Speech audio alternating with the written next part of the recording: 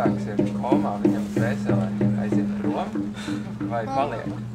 Jo vienkārši bija tā, ka bija koma, tad neko neatcerās. Nu, vispār nekas nav. Tā kā ir mākslīgāka koma, tad jau ir galva strādā un tā kā esi savā ķermenī un redzi visu un gribi kustēties, bet ķermenis tev nereaģē.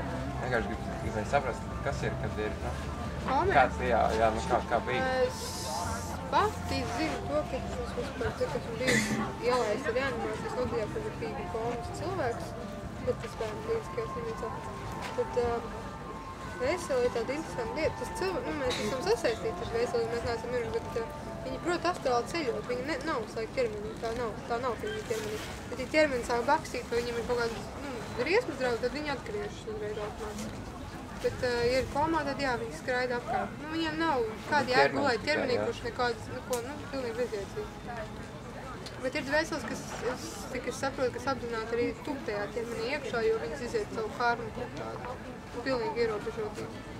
Ka ir ļoti dažādi. Man arī tā pieredze bija arī tieši ar to cilvēku, kurus satiku, kurš mani atnāca tiešā, nu, viņi strādā slimnīcā un apciemoja mani.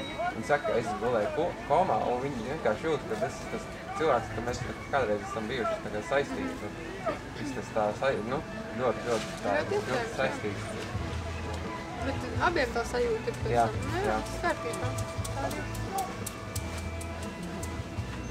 Es arī varu padalīties ar jauno cilvēku. Jūs cik komā? Es personīgi 7 dienas komā pēc avārijas. Man arī bija nedēļa, un pēc tam mākslīgā komā. Ar savu vecumātu. Tad, kā redzēju, es jau biju visi ārsti mani norakstījuši. Es atceros vēl tāds kā vecais tēvs, kā palātā. Ejāt pakaļ. Un es sapratu pēc tam, kā dēļ. Jā, jums varētu pajautāt. Pēc šī gadījumā es atvainojos pateikt, ka tiešām tā, kurš man teica.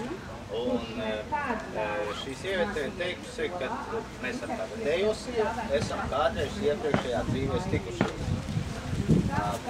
Un ja es jūs klausījos pareizi, ja pareizi sapratu, tad iespējams tas tēvs viņai bija kādreiz iepriekšējā dzīvēs. Tas ir ļoti iespējams. Ļoti bieži tā notiek. Man grūti tagad tā pateikt. Jā, jo tad man ir kā 7. reize, tagad ir atpakaļ atgriežoties šīs planētas viņai dēļ. Par tiem cipariem. Ir kaut kādi sastādījumi, kad mēs pārdzimstam 13 reizes, 15, vēl izrāda 100. Man tā teica, ka bezgalīgi. 100 dzīvi pēc tam. Tas vienkārši cilvēks ir dzimt un daudzi no visiem, kas mēs esam vispār, ja mēs dzimstam, es saku, ka karavīrs viena dzīve 5000 gadu pirms mūsu ēra, cik tas ir vēl dzīves, tas ir 100. Vēl pirms tam ir bijušas dzīves. Mēs pat pavadām ļoti daudz, mēs pavadām ilgu laiku, kamēr mēs iemācāmies. Kamēr atstrādājam savu kārmu. Jā, un kamēr sasniedzam to līmeni, lai vairs, nepārdzimst. Lai pāriet citā līmeni. Un mēs atgriežamies uz šo zemi, saskaņā ar tās teikto teoriju kundzes. Zeme ir tā pati elle, ja mēs no reliģijas viedokļa. Mēs pārstrādājam tik daudz reizes atgriežamies uz zemes valodu.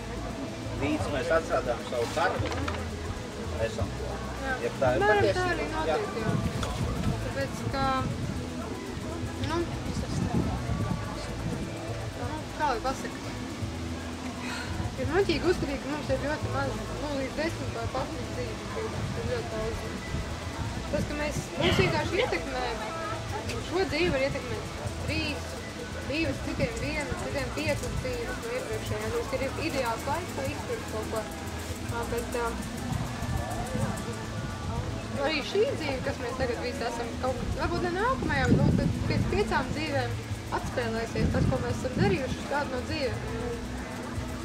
Tā kā, ja kāds domā, ka viņi nepārdzimst, tad nākamajā dzīvē, es tu visu pārdzimst.